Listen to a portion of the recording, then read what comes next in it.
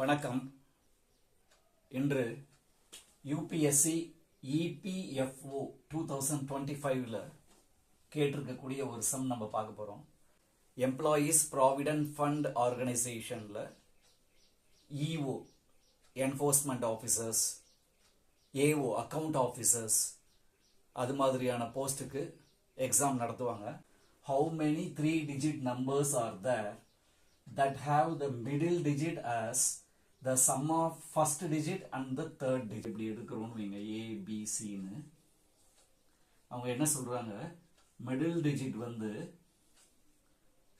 first digitையும் third digitையும் add பண்ணா கிடைக்கக்கூடிய நம்பரா எவ்வளவு நம்பர் இருக்கும் எடுத்தீங்கன்னா ரெண்டுமே ஜீரோவா இருக்கணும். இப்போ நான் ஒன்றுன்னு எடுத்து பார்க்குறேன்.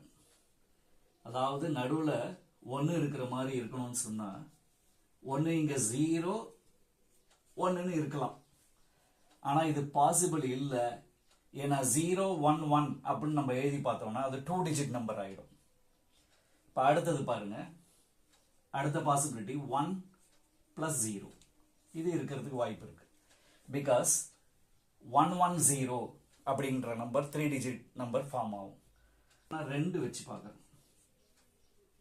0 + 2ன்னு போட்டிங்கன்னா 2 டிஜிட் நம்பர் ஆகிடும். என்னால் அது கிடையாது. இப்போ அடுத்தது பாருங்க, இதை நான் 1 + 1 அதாவது 1 2 1ன்னு போடலாம், பாசிபிலிட்டி இருக்கு.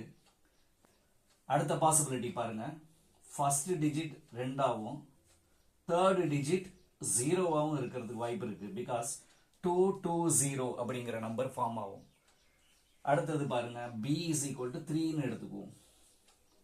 அப்போ இப்போ பாருங்க 1 + 2 அப்படின்னு போடலாம். இல்லைன்னா 2 + 1 அதாவது 2 3 1ன்னு போடலாம்.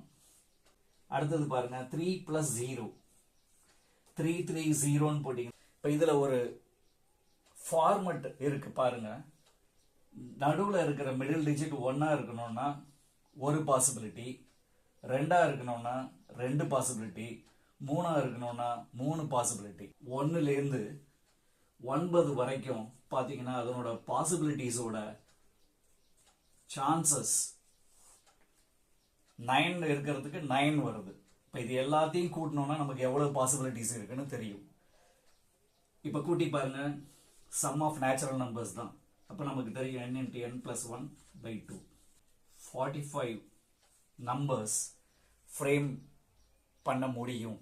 அப்போ option B is the answer.